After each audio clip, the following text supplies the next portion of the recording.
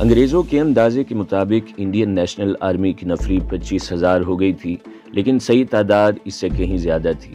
جاپانیوں نے Indian army کے جنگی قیدیوں سے کہا تھا کہ وہ انڈین نیشنل آرمی میں شامل ہو جائیں تو انہیں تنخواہیں بھی ملے گی اور ہر وہ سہولت ملے گی جو ایک فوج کے سپاہیوں کو ملتی ہے۔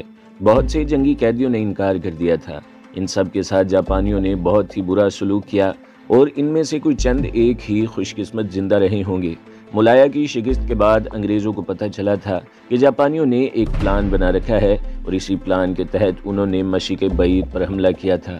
ان کا پلان یہ تھا کہ وہ جنوب مشرقی ایشیا کو انگریزوں سے آزاد کرائیں گے اور پھر انہیں آزاد ہی رہنے دیں گے۔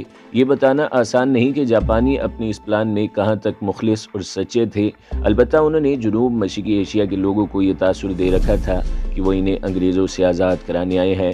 یہ ایک بڑی وجہ تھی کہ برما ملایا کے لوگ جنگ سے پہلے ہی ان کے حامی اور معاون بن گئے تھے۔ سننے والوں کو دلچسپی کے لیے میں یہ بتانا ضروری سمجھتا ہوں کہ برطانیہ اور آسٹریلیا کے جنگی قیدیوں کے ساتھ جاپانیوں نے کیا سلوک کیا۔ ان کی نفری 40,000 تھی۔ ہتھیار ڈالنے کے بعد جاپانیوں نے ان سفید فام قیدیوں کو 2 حصوں میں تقسیم کر دیا۔ سنگاپور کے قریب ہی چھوٹا سا ایک جزیرہ تھا جس میں بارکیں بنی ہوئی تھیں۔ ایک حصے کی نفری کو جاپانیوں نے اس جزیرے میں بھیج دیا اور دوسرے حصے کو ایک اور کیمپ میں رکھا۔ اس آدھی نفری میں سے وہ مزدور پارٹیاں مختلف جگہوں پر کام کرنے کے لیے بھیجتے تھے۔ ان میں سے وقتاً فوقتاً قیدی فرار ہونے کی کوشش کرتے تھے، لیکن جاتے کہاں، اسی روز یا چند دنوں بعد پکڑے جاتے۔ انہیں جنگی قیدیوں کے سامنے گولی مار دی جاتی تھی یا کھڑا کر کے ان پر سنگینوں سے حملہ کیا جاتا اور ان کے جسموں کو چھلنی کر کے الگ پھینک دیا جاتا۔ جزیرے میں جن سفید فام جنگی قیدیوں کو رکھا گیا تھا وہ آرام میں نہیں تھے۔ ان کے ساتھ درندوں جیسا سلوک ہوتا تھا۔ انہیں بارکوں اور کمروں میں انسان سمجھ کر نہیں، بے جان چیزیں سمجھ کر یوں پھینکا جاتا جیسے یہ کوئی گودام ہو۔ جنگی قیدی مختلف بیماریوں سے مرتے رہتے تھے، لیکن ان کا علاج نہیں ہوتا تھا۔ ملایا کے شمالی حصوں میں بھی فوجوں نے ہتھیار ڈال دیے اور پھر جب جاپانی فوج نے برما سے انگریزوں کو بھگایا تو وہاں بھی انہیں بہت سے جنگی قیدی ملے تھے۔ ان میں جو سفید فام تھے انہیں جاپانیوں نے انہی قیدی کیمپوں میں بھیج دیا تھا جو ملایا میں قائم کیے گئے تھے۔ ان کے ساتھ بھی وہی سلوک ہوتا تھا جو ملایا کے جنگی قیدیوں کے ساتھ ہو رہا تھا۔ جاپانیوں نے برما بھی لے لیا تھا تو انہوں نے ملایا کے جنگی قیدیوں کو برما اور اس کے جنوبی علاقوں میں سڑکیں بنانے اور دیگر کام کرنے کے لیے بھیجا۔ انہیں ایک ریل گاڑی پر لے جایا گیا تھا اور اس ریل گاڑی کو انگریزوں نے جنگ کے بعد موت کی ریل گاڑی کا نام دیا تھا۔ وہ اس لیے کہ اتنے لمبے سفر میں جاپانیوں نے جنگی قیدیوں کو بہت کم کھانے پینے دیا اور ان کی صحت کا ذرا بھی خیال نہ کیا، اور قیدی ریل گاڑی میں مرتے رہے۔ جو مر جاتا اس کی لاش گاڑی کے باہر پھینک دی جاتی۔ ایک امریکی مصنف نے لکھا تھا کہ ملایا کی جنگ میں اتنے سفید فام فوجی نہیں مرے تھے جتنے قیدی کیمپوں میں مرے تھے۔ ان کی تعداد ہزاروں تک پہنچی تھی۔ میں جب کوالالمپور اپنے ساتھی فصیح احمد کے ساتھ جا رہا تھا تو راستے میں سفید فام جنگی قیدیوں کو ایک سڑک بناتے دیکھا۔ یہ سب جنگی قیدی کیمپوں سے آئے تھے اور ان کے ساتھ جو سلوک ہو رہا تھا وہ میں سنا چکا ہوں۔ کہا جا سکتا ہے کہ جاپانیوں کا یہ سلوک غیر انسانی اور حقوق انسانی کی صریحاً خلاف ورزی تھی۔ اس طرح انہیں بیماری کی اذیت، زیادہ مشقت کی اذیت، کم خوراک کی اذیت اور غیر انسانی سلوک کی اذیت سے تڑپا کر مارنے کے بجائے ان سب کو ایک ہی بار گولی مار دی جاتی تاکہ انہیں نجات مل جاتی۔ لیکن جن لوگوں نے انگریزوں کی غلامی دیکھی ہے اور جن مسلمانوں نے انگریزوں کی مسلم کشی اور اسلام دشمنی دیکھی ہے وہ یہی کہیں گے کہ اس قوم کے ساتھ یہی سلوک ہونا چاہیے۔ 1857 کی جنگ آزادی کے بعد ان انگریزوں نے مسلمانوں کو پکڑ کر درختوں کے ساتھ پھانسی دی تھی۔ انہوں نے سینکڑوں مسلمانوں کو توپوں کے منہ کے آگے رسیوں سے باندھ کر گولے داغے تھے، اور جو انگریز یہ تماشا دیکھتے تھے وہ کہے لگاتے اور تالیاں بجاتے تھے۔ ان انگریزوں نے اپنی اس وقت کی ایک پلٹن نمبر 26 پنجابی کے 250 مسلمان سپاہیوں کو بغاوت کے جرم میں گرفتار کر کے یوں سزائے موت دی تھی کہ ایک مسلمان سپاہی کو میدان میں کھڑا کرتی اور ہندو اور سکھ سپاہی اسے رائفلوں کے آگے سنگینے فکس کر کے اس طرح مارتے کہ اس کا جسم سنگینوں سے چھلنی ہو جاتا تھا۔ اس طرح انہوں نے 250 مسلمان سپاہیوں کو ہندو اور سکھ سپاہیوں سے مروایا تھا اور ان سب کی لاشیں ایک کنویں میں پھینک کر کنواں بھروایا تھا۔ یہ واقعہ پنجاب کے ایک مقام اجنالہ کا ہے۔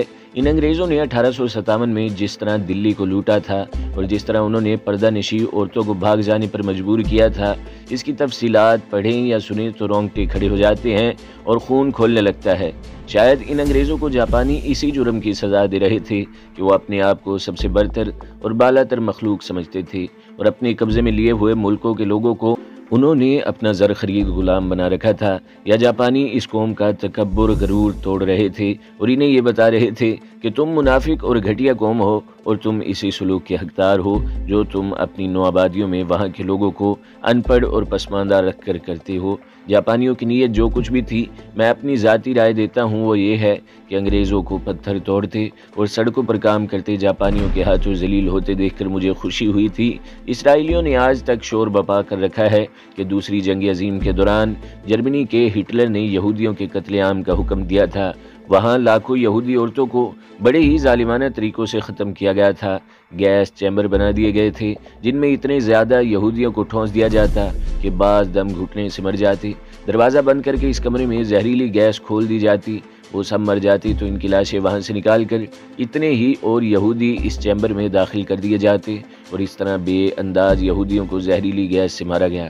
دوسرا طریقہ یہ اختیار کیا گیا کہ بڑا ہی لمبا چوڑا اور گہرا گڑھا کھودا جاتا اور کچھ یہودیوں کو اس کے کنارے کھڑا کر کے پیچھے سے مشین گنیں فائر کی جاتی اور ان کی لاشیں گڑھے میں گر پڑتی تھی۔ اسی طرح یہودیوں کو گڑھے کے کنارے اسی طرح مار دیا جاتا اور یوں یہ عمل جاری رکھا جاتا حتیٰ کہ گڑھا بھر جاتا اور اس پر مٹی ڈال دی جاتی تھی۔ ان یہودیوں میں سے بہت سے ان قیدی کیمپوں میں بیمار ہو کر مر جاتے تھے جہاں انہیں پکڑ پکڑ کر لایا جاتا اور بند کیا جاتا تھا۔ جرمنوں نے یہودیوں کے چھوٹے چھوٹے بچوں کو بھی نہ بخشا تھا۔ یہ انسان کشی بہت بڑا جرم اور گناہ ہے، لیکن اس کا پس منظر دیکھیں تو پتہ چلتا ہے کہ ہٹلر نے انہیں بلا جواز نہیں مارا تھا۔ یہ تو قرآن میں بھی آیا ہے کہ یہودی کینہ پرور قوم ہے اور جہاں بھی یہ قوم جاتی ہے وہاں در پردہ فتنہ پیدا کرتی اور وہاں کا نظام درہم برہم کر دیتی ہے۔ یہودیوں نے ہٹلر کو متاثر کر لیا تھا اور اسے جنگ پر اکسایا تھا۔ جب جرمنی جنگ میں الجھ گیا تو انہی یہودیوں نے اس کی پیٹھ پیچھے سے اس پر وار کرنا چاہا۔ اب وہ جرمنی سے اپنا مفاد پورا کرنا چاہتے تھے جس کے خاطر انہوں نے پس منظر میں رہ کر جنگ شروع کروائی تھی۔ ہٹلر کو کسی طرح پتہ چل گیا کہ یہ تو اسے ہی تباہ کرنے کا پلان بنائے ہوئے ہیں۔ ہٹلر نے ان کے قتل عام کا ایسا حکم دیا کہ ان کی نسل ہی باقی نہ رہے۔ اسرائیل چونکہ ایک ملک بن گیا ہے جس کی اپنی حکومت اور اپنے ذرائع ہیں اور امریکہ، برطانیہ، فرانس وغیرہ اس کی مٹھی میں ہیں، اس لیے اسرائیل کا یہ پروپیگنڈا ساری دنیا میں پہنچا ہوا ہے کہ جنگ عظیم میں ہٹلر نے ان کی نسل کشی کی تھی۔ میں نے دیکھا ہے کہ ہمارے بھی کچھ لوگ کم از کم اس معاملے میں یہودیوں کے ہمدرد بنے ہوئے ہیں اور کہتے ہیں کہ ان بیچاروں پر بہت ظلم ہوا تھا، لیکن جو لوگ جانتے ہیں کہ یہودی کیا ہے وہ یہی کہتے ہیں کہ ہٹلر نے ان کی نسل کشی بلا جواز نہیں کی تھی۔ آپ نے حکایت میں پڑھا ہوگا اور شاید کہیں اور بھی پڑھا ہوگا کہ 1969 میں اسرائیل کے اس وقت کے وزیر اعظم بن گورین نے انگلینڈ میں کہا تھا کہ پاکستان اسرائیل کا دشمن نمبر 1 ہے اور ہم یعنی اسرائیل بھارت کو اپنا اڈا بنا کر پاکستان کو تباہ کریں گے۔ یہ تو بعد کی باتیں ہیں جب پاکستان بھی وجود میں آ گیا تھا اور اسرائیل بھی۔ میں جس وقت کی بات کر رہا ہوں اس وقت نہ پاکستان کا وجود تھا نہ ہی اسرائیل کا۔ میں نے کبھی پاکستان کا نام بھی نہیں سنا تھا، میں صرف یہ جانتا تھا کہ میں مسلمان ہوں۔ یہ تو بہت بعد کی بات ہے جب میرے ذہن میں آج والی پختگی پیدا ہوئی تھی۔ یہ اس وقت ہوئی جب میں نے سمندر دیکھا اور سمندر کے پار کے ملک دیکھے، اور ابھی آگے چل کے آپ کو بتاؤں گا کہ میں نے اور کیا کچھ دیکھا اور وہ کون سے واقعات تھے اور کیسا ماحول تھا جس نے مجھے برائے نام مسلمان نہ رہنے دیا بلکہ مرد مومن بنا دیا۔ میں انگریزوں کو مشقت کرتے دیکھ کر خوش ہو رہا تھا۔ اتنے میں ہمارا جاپانی افسر آ گیا اور ہماری فوجی گاڑی اپنی منزل کی طرف چل پڑی۔ ہماری گاڑی جنگل میں سے گزرتی ہوئی سڑک پر بڑی تیز رفتاری سے جا رہی تھی۔ میں نے پہلے بیان کیا ہے کہ یہ جنگل کس قسم کے تھے اور یہ بڑے جنگل سے بہت مختلف تھے۔ میں نے 1-2 اور جگہوں پر بھی انگریز جنگی قیدیوں کو کام کرتے دیکھا۔ وہاں جاپانیوں کا ان قیدیوں کے ساتھ وہی سلوک تھا جو میں پہلے دیکھ آیا تھا۔ فصیح میں نے کہا اب یہ انگریز ہندوستان پر حکومت کرنے کے قابل نہیں رہے، میری یہ امید پکی ہو گئی ہے کہ اب ہم ہندوستان میں آزاد ہندوستان کی طرح داخل ہوں گے۔ فصیح احمد نے تینوں ہندو ساتھیوں کی طرف دیکھا جو ہم سے ہٹ کر الگ بیٹھے آپس میں باتیں کر رہے تھے۔ نا بھائی، فصیح نے میرے کان کے قریب اپنا منہ کر کے ذرا بلند سرگوشی میں کہا، آزادی کے متعلق میری امیدیں تو خاک میں ملتی نظر آتی ہیں۔ تمہیں ابھی معلوم نہیں کہ جاپانی پسپا ہو رہے ہیں؟ میں نے یہاں کے جاپانی افسروں سے پوچھا تھا، وہ خاصے گھبرائے ہوئے تھے۔ میں نے تمہیں پہلے بتایا ہے کہ برما پر جوابی حملہ اکیلے انگریزوں نے نہیں کیا، ان کے ساتھ امریکہ بھی شامل ہے۔ یہ بھی ذہن سے نکال دو کہ ہم مسلمان کبھی آزاد ہوں گے، آزادی ملی بھی تو ہندوؤں کو ملے گی اور ہم ان کے غلام ہو جائیں گے، تو پھر اس کا کیا علاج ہوگا؟ میں نے پوچھا۔ میرے بھائی فصیح نے جواب دیا، میں سیاست کو نہیں سمجھتا اور میں ہندوستان کے لیڈروں کی طرح نہ سوچ سکتا ہوں نہ بات کر سکتا ہوں۔ تمہاری طرح میں بھی فوجی ہوں، مجھے ایک ہی علاج سمجھ میں آتا ہے اور یہ ہے کہ ہمیں ہندوؤں کے خلاف لڑنا پڑے گا، جسے خانہ جنگی کہتے ہیں۔ بہتر ہے کہ ایسی باتیں یہاں نہ کرو۔ یہ تین کافر ہمارے ساتھ ہیں، انہیں معلوم نہیں ہونا چاہیے کہ ہم ان کے خلاف باتیں کر رہے ہیں۔ ہم نے یہ موضوع الگ رکھ دیا اور کچھ دیر بعد ہماری گاڑی کوالالمپور میں داخل ہوئی۔ خاصا بڑا شہر تھا اور وہاں جنگ کے اثرات صاف نظر آ رہے تھے۔ کچھ عمارتوں کے تھوڑے تھوڑے حصے گرے ہوئے تھے، ان پر بم گرے تھے یا توپ خانے کے گولوں سے یہ عمارتیں گری تھیں۔ سفید فام جنگی قیدی وہاں سے ملبہ اٹھا کر فوجی ٹرکوں میں پھینک رہے تھے۔ ہمیں چھاؤنی کے علاقے میں لے جا کر گاڑی سے اتارا گیا۔ میں نے اتر کر دیکھا تو یوں لگا جیسے میں ہندوستان کی کسی چھاؤنی میں پہنچ گیا ہوں۔ ہر طرف ہندوستانی نظر آ رہے تھے، یہ انڈین نیشنل آرمی کے جوان تھے۔ بعض برآمدوں میں بیٹھے تاش کھیل رہے تھے اور بعض باہر کوئی نہ کوئی کھیل کھیل رہے تھے۔ فصیح احمد مجھے ایک حوالدار کے پاس لے گیا۔ وہ مسلمان حوالدار تھا جس کا نام مجھے یاد نہیں رہا۔ فصیح نے اسے بتایا کہ میں نیا ہوں اور میں بگوڑا ہو کر آیا ہوں۔ اس حوالدار نے مجھ سے میری یونٹ پوچھی اور پھر میرا نام اور ریجمنٹس نمبر لکھا، میرے باپ کا اور گاؤں کا نام بھی لکھا اور مجھے اپنے پاس بٹھا لیا۔ فصیح احمد میرے ساتھ رہا۔ اس کمرے میں ہم تینوں تھے۔ میری ایک دو باتیں ذرا غور سے سن لو، حوالدار نے کہا۔ مجھے اس وقت حوالدار نہیں بلکہ اپنا مسلمان بھائی سمجھنا۔ فصیح مجھے جانتا ہے، اگر تم یہ جذبہ لے کر یہاں آئے ہو کہ ہندوستان کو آزاد کراؤ گے تو یہ جذبہ دل سے نکال دو۔ صرف یہ جذبہ رکھو کہ مسلمان نہ انگریز کا غلام رہ سکتا ہے نہ ہندو کا۔ اب یہ بتاؤ تم کس ارادے اور کس خیال سے بگوڑے ہوئے ہو؟ یہ بات دراصل میرے گاؤں سے شروع ہوتی ہے۔ میں نے اسے اپنی پوری کہانی سنانے کے ارادے سے کہا۔ مجھے سٹوریاں مت سناؤ، حوالدار نے کہا۔ میں نے یہ پوچھا ہے کہ تمہاری نیت اور تمہارا ارادہ کیا تھا؟ میں نے اسے بڑے ہی مختصر الفاظ میں بتایا کہ میں نے یہ جذبہ قبائلی پٹھانوں سے لیا ہے اور یہ بھی بتایا کہ میں ان کا قیدی ہو گیا تھا۔ تمہاری یہ بات مجھے اچھی لگی، حوالدار نے کہا۔ ہر مسلمان میں قبائلی پٹھانوں والا ہی جذبہ ہو سکتا ہے، لیکن یہ سن لو کہ اس جذبے کی تسکین کا موقع تمہیں یہاں نہیں ملے گا۔ میں جنگی قیدی تھا اور جب ہمیں کہا گیا کہ INA میں شامل ہو جاؤ تو تم آزاد ہندوستانی ہوگے تو میں فوراً اس فوج میں شامل ہو گیا، اور سچی بات یہ ہے کہ میں جاپانیوں کی یہ بات نہ مانتا تو اب تک زندہ نہ ہوتا۔ یہ مجھ سے مشقت کرا کے اور بھوکا پیاسا رکھ کر مار ڈالتے۔ پہل میں بھی یہی سمجھا تھا کہ ہم انگریزوں سے آزاد ہو جائیں گے، لیکن جب سبھاش چندر بوس نے دیکھا کہ جاپانیوں نے تو برما تک کو فتح کر لیا ہے اور اب ہندوستان بھی اس کی جھولی میں آیا تو ان ہندوؤں نے اپنی نیت کا اظہار کرنا شروع کر دیا۔ ہندو بڑی یار اور اوچھی قوم ہے۔ میں تمہیں مسلمان بھائی سمجھ کر یہ بتانا چاہتا ہوں کہ یہاں اپنے دل کی اور مسلمان کی حیثیت سے اپنی جذبے کی بات نہ کرنا، نہ ہی کسی ہندو کے خلاف بات کرنا، اور کسی کو یہ پتہ نہ چلے کہ میں نے تمہیں یہ نصیحت کی ہے۔ یہاں ہندو افسر بھی ہیں، تمہیں ایک ہندو لیفٹیننٹ کے سامنے پیش کیا جائے گا، وہ تمہارے دل کی بات معلوم کرنے کی کوشش کرے گا۔ تم نے صرف یہ کہنا ہے کہ میں ہندوستان کی آزادی چاہتا ہوں اور ہندو مسلم بھائی ہیں۔ اگر انہیں پتہ چل گیا کہ تم صرف مسلمان ہو اور ہندو کو اچھا نہیں چاہتے تو یہ لوگ تمہیں مروا ڈالیں گے۔ ایسی ہی باتیں فصیح نے میرے ساتھ کی تھی اور وہی باتیں حوالدار نے کی تو مجھے پچھتاوا ہونے لگا کہ میں نے اپنی فوج کیوں چھوڑی۔ تھوڑا عرصہ اور سروس کر کے مجھے ترقی مل جانی تھی۔ میں نے یہ سوچا کہ جاپانیوں کو شکست ہو گئی تو کسی نہ کسی طرح یہاں سے نکل کر قبائلی پٹھانوں کے پاس چلا جاؤں گا۔ یہ بات تو بڑی صاف تھی کہ انگریزوں کو ہندوستان میں شکست نہ ہوئی تو میں ان کا بھگوڑا ہوں گا، اور بھگوڑا بھی ایسا جو ان کے دشمنوں سے جا ملا تھا۔ میرا کورٹ مارشل ہوگا اور مجھے گولی مار دی جائے گی۔ میں نے سوچا کہ مرنا ہی ہے تو اللہ کی راہ میں جہاد کرتے ہوئے مروں۔ مجھے ایک نوجوان لیفٹیننٹ کے سامنے جا کھڑا کیا گیا۔ وہ ہندو تھا، حوالدار ساتھ تھا۔ اس نے میرے متعلق جو معلومات لکھی تھی وہ اس لیفٹیننٹ کے آگے رکھ دیں اور حوالدار باہر نکل گیا۔ شاباش جوان، ہندو لیفٹیننٹ نے کہا، تم نے بہت اچھا کیا کہ انگریزوں کی فوج سے بھگوڑے ہو کر یہاں آ گئے ہو۔ اب ہم ہندوستان کو انگریزوں سے آزاد کرائیں گے۔ یاد رکھو جب تک تم انڈین نیشنل آرمی میں ہو تمہارا دین اور دھرم یہ ہوگا کہ ہندو مسلم بھائی بھائی ہیں۔ یہ بھی یاد رکھو کہ ہندو تمہارا بڑا بھائی ہے، کیونکہ ہندوستان میں ہندوؤں کی آبادی سب سے زیادہ ہے اور ملک کا سارا انتظام ہندو چلاتے ہیں۔ ایک بات کا خیال رکھو کہ یہاں کسی نے پروپیگنڈا کیا ہے کہ ہندو مسلمان کو ہندوستان میں اپنا غلام بنا لیں گے۔ ایسا پروپیگنڈا مت سننا۔ جب ہندوستان میں ہندو راج قائم ہو جائے گا تو تمہیں پتہ چلے گا کہ آزادی کیا ہوتی ہے۔ تمہاری کایا پلٹ جائے گی اور تم ایک معمولی فوجی جوان نہیں رہو گے، بلکہ تمہاری حیثیت اور اونچی ہو جائے گی۔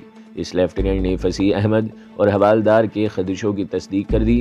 میرا خون تو بہت کھولا، لیکن میں خاموش رہا۔ اگر مجھے وہاں آزادی حاصل ہوتی تو میں اس دبلے پتلے ہندو لیفٹیننٹ کا گلا گھونٹ دیتا، لیکن وہاں وہ افسر تھا اور میں اس کے ماتحت تھا۔ میں نے اس کی باتیں زہر سمجھ کر پی لی۔ اس نے مجھے جانے کی اجازت دے دی اور میں اسے بادل نخواستہ سیلوٹ کر کے باہر نکل گیا۔ باہر نکلا تو حوالدار اور فصیح احمد کچھ دور کھڑے تھے۔ میں ان کے پاس چلا گیا۔ انہوں نے پوچھا کہ لیفٹیننٹ نے کیا کہا ہے۔ میں نے انہیں لیفٹیننٹ کا ایک ایک لفظ سنایا اور یہ بھی کہا کہ میں تو اس لیفٹیننٹ کا گلا دبانے لگا تھا، لیکن اپنے آپ کو کنٹرول میں رکھا۔ حوالدار اور فصیح احمد ہنس پڑے اور بولے کہ اپنے آپ کو کنٹرول ہی میں رکھو۔ یہ حوالدار اس زمانے کے فوجیوں کی طرح ان پڑھ یا بہت تھوڑا پڑھا لکھا نہیں ہے، بلکہ اس نے بھی 10 جماعتیں پاس کی تھیں اور وہ سگنل کور کا تھا، جس میں پڑھے لکھے فوجی ہی رکھے جاتے ہیں۔ ویسے بھی وہ عقل اور ہوش کی باتیں کرتا ہے۔ راز کی بات سنو میرے دوست، حوالدار نے ادھر ادھر دیکھ کر کہا، ہندوستان کی آزادی کے خواب دیکھنے والوں کی امیدیں خاک میں مل رہی ہیں، کیونکہ جاپانیوں کا ایڈوانس یہ نہیں کہ رک گیا ہے، بلکہ ایڈوانس پسپائی میں بدل گیا ہے۔ 2-3 دن پہلے کی خبر یہ ہے کہ انگریزوں اور امریکیوں نے پورا برما جاپانیوں سے واپس لے لیا ہے اور یہاں جو جاپانی ہیں ان پر قیامت ٹوٹ رہی ہے۔ ہو سکتا ہے یہ بھی یہاں سے پھر ایڈوانس کریں اور جوابی حملہ کریں، لیکن ایسی کوئی صورت نظر نہیں آتی۔ اب یہ سوچو کہ جاپانی ملایا سے بھاگ گئے تو ہمارا کیا بنے گا؟ یہ تو ایسا سوال تھا جس کا ہمارے پاس کوئی جواب نہیں تھا۔ ساری کی ساری INA کوالالمپور میں نہیں تھی، یہاں تو اس کی تھوڑی سی نفری تھی، باقی مختلف شہروں میں بٹی ہوئی تھی اور اس کا ہیڈ کوارٹر سنگاپور میں بنایا گیا تھا۔ یہاں میں یہ بھی بتانا ضروری سمجھتا ہوں کہ جب بڑے ہی لمبے عرصے بعد واپس اپنے وطن پہنچا تھا تو INA کے 3-4 آدمیوں سے وقتاً فوقتاً ملاقات ہوئی تھی۔ میں نے دیکھا کہ ان میں 2 آدمی INA کی اور سبھاش چندر بوس کی بہت تعریفیں کرتے تھے۔ یہ وہ آدمی تھے جو ہندوؤں میں رہے تھے اور ہندوؤں کی فریب کاری اور عیاری کے جال میں آ گئے تھے۔ مجھے انگریزوں کی انڈین نیوی کا ایک چیف پیٹی آفیسر بھی ملا تھا، وہ تو ہندوؤں کا مرید ہو گیا تھا۔ ان لوگوں کو ہندوؤں نے نہ جانے کیسے کیسے لالچ دیے تھے۔ 1 مہینہ اور کچھ دن گزر گئے۔ INA اور ان کے لوگوں کی باتیں تو بہت ہیں، لیکن میں سمجھتا ہوں کہ یہ باتیں یہاں بے محل ہوں گی۔ موٹی اور بنیادی بات آپ کو بتا دی ہے کہ INA دراصل ہندوؤں کی ایک سکیم تھی، جو میں پہلے واضح کر چکا ہوں۔ اس 1 مہینے میں میرے ذہن میں اگر کوئی شک تھا تو وہ بھی صاف ہو گیا۔ میں نے ہندوؤں کا دیکھا، ان میں سے اکثریت ایسی تھی جو بڑے تکبر بلکہ رعونت سے بات کرتے تھے، جیسے انہیں ہندوستان کی بادشاہی مل گئی ہو۔ ایک روز INA کی جو نفری وہاں تھی، اس میں ہڑبونگ بپا ہو گئی اور فوراً سب کو فال ان کر کے یہ بتایا گیا کہ کل 10 بجے سبھاش چندر بوس آ رہا ہے۔ ہمیں ویسے ہی ہدایات دی گئیں جیسے کسی جرنیل کے دورے سے پہلے فوجیوں کو دی جاتی ہیں۔ مجھے بہت خوشی ہوئی کہ سبھاش چندر بوس کو بھی دیکھ لوں گا۔ وہاں سارا ماحول فوجی تھا، فوجی ہی ہونا تھا، کیونکہ وہاں کوئی سویلین تو تھا نہیں، سب فوجی تھے اور پوری کی پوری تنظیم فوجی تھی۔ اس میں عہدیدار، سردار اور کمیشن آفیسر بھی تھے۔ اگلی صبح ہمیں فال ان کر کے پریڈ گراؤنڈ میں لے جایا گیا۔ ہمیں ایک چھوٹے سے بنائے ہوئے سٹیج کے سامنے کھڑا کیا گیا۔ تھوڑی دیر بعد 2 فوجی جیپیں آئیں۔ اگلی جیپ پر جاپان کا چھوٹا سا جھنڈا لگا ہوا تھا۔ اس جیپ میں سے سبھاش چندر بوس 2 جوان سال لڑکیوں کے ساتھ باہر نکلا۔ دوسری جیپ میں سے 2 جاپانی افسر باہر آئے۔ اس وقت سبھاش چندر بوس پورا جرنیل بنا ہوا تھا۔ اس نے خاکی وردی پہنی ہوئی تھی۔ وہ سٹیج پر چڑھ کر کھڑا ہو گیا۔ ایک لڑکی اس کے دائیں طرف اور دوسرے بائیں طرف کھڑی تھی۔ یہ دونوں لڑکیاں بھی خاکی وردی میں تھیں اور جاپانی افسران لڑکیوں کے پیچھے کھڑے ہوئے تھے۔ تو دوستو، اگلی قسط سننے کے لیے ہمارے چینل کو ضرور سبسکرائب کریں، ویڈیو کو لائک کریں اور بیل کے آئیکن پر بھی کلک کر دیں تاکہ ہر جو آنے والی ویڈیوز ہیں وہ آپ کو سب سے پہلے ملتی رہیں۔